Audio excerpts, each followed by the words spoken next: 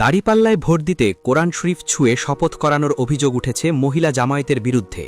ফেনীর সোনাগাজীতে ধর্মীয় শিক্ষার আড়ালে রাজনৈতিক ফয়দা হাসিলের এই অভিনব অভিযোগকে কেন্দ্র করে এলাকায় সৃষ্টি হয়েছে তুমুল হট্টগোল ও উত্তেজনা।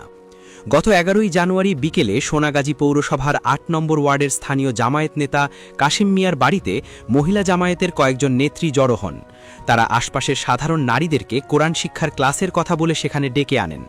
ধর্মপ্রাণ নারীরা ধর্মীয় শিক্ষা লাভের আশায় সেখানে উপস্থিত হন, কিন্তু অভিযোগ উঠেছে ক্লাস চলাকালীন এক পর্যায়ে শিক্ষার মূল উদ্দেশ্য থেকে সরে গিয়ে আলোচনা মোড় নেয় রাজনীতি ও পরকালের দিকে।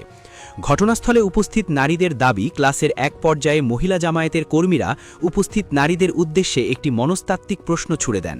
তারা জানতে চান, আপনারা কি জান্নাতে যেতে চান নাকি জাহান্নামে? স্বভাবতই ধর্মভীরু নারীরা সমস্বরে উত্তর দেন যে তারা জান্নাতে যেতে চান। অভিযোগ, ঠিক এই মুহূর্তটিকেই কাজে লাগান জামায়াত কর্মীরা।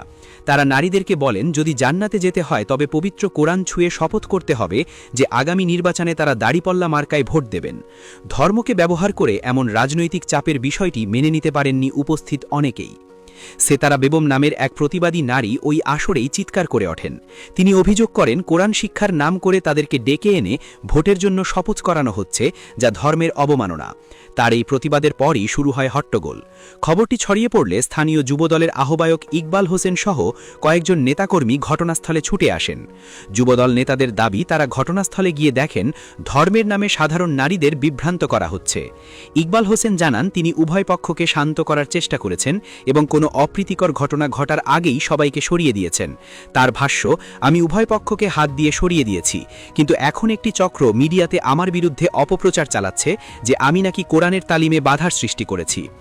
অন্যদিকে পুরো ঘটনাটিকে ভিন্ন খাতে প্রবাহিত করার চেষ্টা করছে অভিযুক্ত মহিলা জামায়াত কর্মীরা। ক্যামেরার সামনে এসে বোরখা পরিহিত এক নারীরা দাবি করেন, তারা সেখানে কোনো ভোট চাননি বা শপথ করাননি। তাদের বক্তব্য, তারা কেবল কোরআন তেলাওয়াত ও তাফসির করছিলেন। তাদের অভিযোগ, ক্লাস চলাকালীন হঠাৎ কয়েকজন পুরুষ সেখানে উপস্থিত হন এবং নারীদের অন্দরমহলে প্রবেশ করে ভীতিকর পরিস্থিতি সৃষ্টি করেন।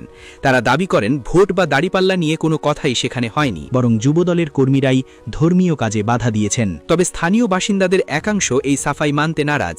তাদের মতে, দীর্ঘদিন ধরেই ধর্মের দোহাই দিয়ে রাজনীতির মাঠ গরম করার একটি প্রবণতা লক্ষ্য করা যাচ্ছে। বিশেষ করে নারীদের আবেগকে পুঁজি করে জান্নাত জাহান্নামের ভয় দেখিয়ে ভোট আদায়ের কৌশলটি অত্যন্ত স্পর্শকাতর। একজন ভুক্তভোগী নারী বলেন, আমরা জান্নাতে যাব কি যাব না সেটা আল্লাহ ঠিক করবেন, কিন্তু ভোটের সাথে জান্নাতের সম্পর্ক জুড়ে দিয়ে কোরআন ছুঁয়ে শপথ করানোটা কোনোভাবেই গ্রহণযোগ্য নয়। পরিস্থিতি উত্তপ্ত হয়ে উঠলে খবর পেয়ে ঘটনাস্থলে আসেন স্থানীয় জামায়াতের আমিরে নুরুন্নবী। তিনি উভয় পক্ষের সাথে কথা বলে পরিস্থিতি নিয়ন্ত্রণে আনার চেষ্টা করেন। এই ঘটনায় জনমনে প্রশ্ন জেগেছে, ধর্মীয় শিক্ষা কি তবে রাজনীতির হাতিয়ারে পরিণত হচ্ছে, নাকি প্রতিপক্ষকে ঘায়েল করতে সাজানো হচ্ছে মিথ্যা নাটক?